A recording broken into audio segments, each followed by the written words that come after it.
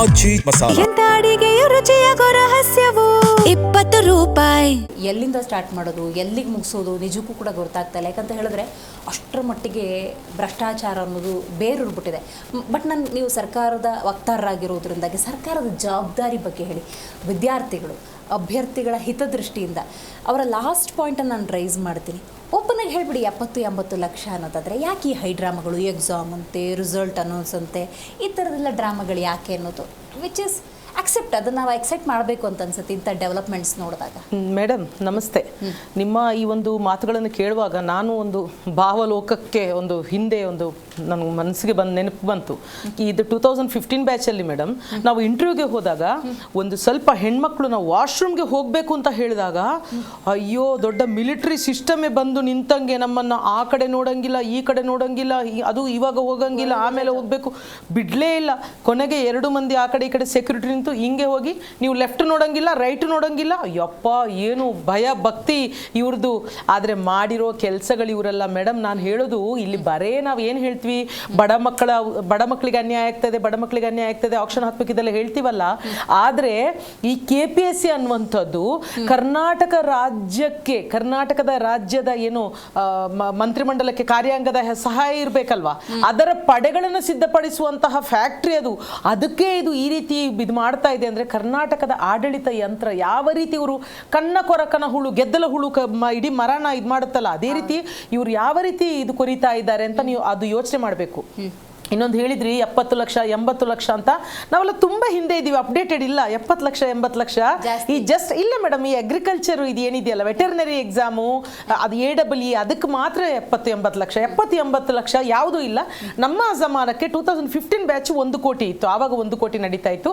ಇವಾಗ ಮೆಂಬರ್ಗಳದು 2-3 ಕೋಟಿ ಆದರೆ ಚೇರ್ಮನ್ಗಳದ್ದು 5 ಕೋಟಿ.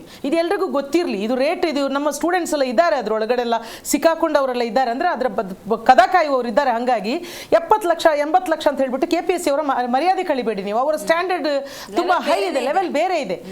ಮತ್ತೆ ಇನ್ನೊಂದು, ಮೊದಲು ಮೇಡಮ್ ಒಂದು ನಾನು ಅಂದ್ಕೊಳ್ಳೋದು, ಮೊದಲು ಒಂದು ಪರ್ಸೆಂಟೇಜ್ ಇತ್ತಂತೆ, 20% ಹಿಂಗೆ ಮಾಡೋಣ, ನುಂಗಿ ನೀರು ಕುಡಿಯೋಣ, 80% ಒಳ್ಳೇದು ಮಾಡೋಣ, ಅಥವಾ ಪರ್ಸೆಂಟೇಜ್ ಅಲ್ಲಿ ಒಂದು ಸ್ವಲ್ಪ ಇದಿತ್ತು. ಇತ್ತೀಚೆಗೆ ನಡೀತಾ ಇರುವಂಥದ್ದು ಇವ್ರು ಎಂತ ಕೆಲಸ ಮಾಡ್ತಾ ಇದ್ದಾರೆ ಅಂದ್ರೆ ಮೇಡಮ್, ಇವರು ಮಣ್ಣು ತಿನ್ನೋ ಕೆಲಸ ಮಾಡ್ತಾ ಇದ್ದಾರೆ ಮೇಡಮ್. ಅಟ್ಲೀಸ್ಟ್ ಒಂದು ಬೇಸಿಕ್ ನ್ಯಾಯ ತತ್ವ ಎಥಿಕ್ಸ್ ಅಂತ ಇರಲ್ವಾ, ಅಟ್ಲೀಸ್ಟ್ ಇಷ್ಟು ಮಕ್ಕಳಿಗಾದ್ರೂ ಒಳ್ಳೇದು ಮಾಡೋಣ, ಇನ್ನೂ ಏನೋ ನನ್ನ ಹಣೆ ಬರ ತಿಂದು ತೆಗೋದು ಇದ್ದೇ ಇದೆ ಅಂತ, ಅದು ಯಾವುದೂ ಇಲ್ದೇನೆ ಟಾಪ್ ಗೋಲ್ಡ್ ಮೆರಿಟ್ ವಿದ್ಯಾರ್ಥಿಗಳಿಗೆಲ್ಲ 280-300 ಮಾರ್ಕ್ ಅವರೆಲ್ಲ ಬಂದು ನಮ್ಮ ಹತ್ರ ಅಳೋದು. ಉಳಿದವ್ರಿಗೆಲ್ಲ ಏನು ದಡ್ಡನ ಮೂರ್ಖ ಶಿಖಾಮಣಿಗಳೆಲ್ಲ ಅಲ್ಲಿ 480-500 ತಗೊಳ್ಳೋದು. ಮೆಂಬರ್ಗಳು ಕೇಳಿದ್ರೆ ಹೇಳೋದು, ಅಯ್ಯೋ ಎಲ್ಲರೂ ತುಂಬ ಈ ಸಲ ಬಹಳ ಒಳ್ಳೆ ಪರ್ಫಾರ್ಮೆನ್ಸ್ ಮಾಡಿದ್ದಾರೆ, ನಾವೆಲ್ಲ ಮಂಗನ ಥರ ಮುಖ ನೋಡ್ಕೊಂಡು ಬರೋದು. ನಮ್ಮ ಸ್ಟೂಡೆಂಟ್ಸ್ಗಳಿಗೆ ಹೇಳೋದು, ಇಲ್ಲ ನಿಮ್ಮ ಪರ್ಫಾರ್ಮೆನ್ಸ್ ಚೆನ್ನಾಗಿಲ್ಲ, ನೀವಿನ್ನು SAನಲ್ಲಿ ಒಳ್ಳೆ ಜಾಸ್ತಿ ತಗೋಬೇಕು, ನೀವಿನ್ನು ಎಥಿಕ್ಸ್ ಜಾಸ್ತಿ ಕಾನ್ಸಂಟ್ರೇಟ್ ಮಾಡಬೇಕು, ಇದು ಮಾಕ್ ಟೆಸ್ಟ್ ಬರಿಬೇಕು, ರೈಟಿಂಗ್ ಸ್ವಲ್ಪ ಇಂಪ್ರೂವ್ ಮಾಡ್ಕೋಬೇಕು. ನಮಗೆ ನಾಚಿಕೆ ಆಗ್ತದೆ ಮೇಡಮ್, ಎಂತ ಮೋಸದ ಜಾಲದಲ್ಲಿ ನಾವು ಸಿಲ್ಕಾಕೊಂಡಿದೀವಿ. ಮಕ್ಕಳಿಗೆ ರಾಂಗ್ ಗೈಡ್ ಮಾಡ್ತಾ ಇದೀವಿ ನಾವು. ನಮ್ಗೆ ಅಲ್ಲಿ ಕ್ಲಾಸಲ್ಲಿ ಹೇಳಕ್ಕಾಗತ್ತಾ ಡೀಲ್ ಹಿಂಗೆ ಇದೆ ಅಂತ, ಅದು ಬರೀರಿ ಇದು ಬರೀರಿ ಅಂತ ಇವರನ್ನೆಲ್ಲ ನಾವು ಲಿಟ್ರಲಿ ಇದೊಂದು ಮೋಸದ ಜಾಲ. ಆ ಇಡಿ ರೈಡಿ ಏನಾಗಿದೆಯಲ್ಲ ಅದರಲ್ಲಿ ಎಲ್ಲ ಇವರು ಹೊರಗೆ ಬರಬೇಕು, ಮತ್ತು ಇದರಲ್ಲಿ ಯಾರೆಲ್ಲ ಅಧಿಕಾರಿಗಳು ಶಾಮೀಲಾಗಿದ್ದಾರೆ ಅವರು ಹೊರಗೆ ಬರಬೇಕು.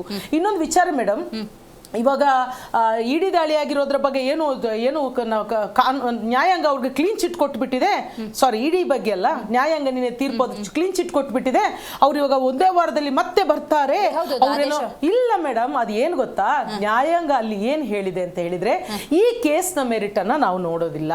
ನಾವು ನೋಡುವಂಥದ್ದು ಇಲ್ಲಿ ಪಾಲಿಸಲಾದ ಕ್ರಮ ಸಂವಿಧಾನಾತ್ಮಕವಾಗಿ ಇದೆಯೇ, ರಾಜ್ಯಪಾಲರು ಅವರನ್ನ ಅಮಾನತು ಮಾಡಿರುವಂಥದ್ದು ಸಂವಿಧಾನಾತ್ಮಕವಾಗಿ ಇದೆಯೇ, ಅಷ್ಟೇ ಮಾತ್ರ ಪ್ರಶ್ನೆ.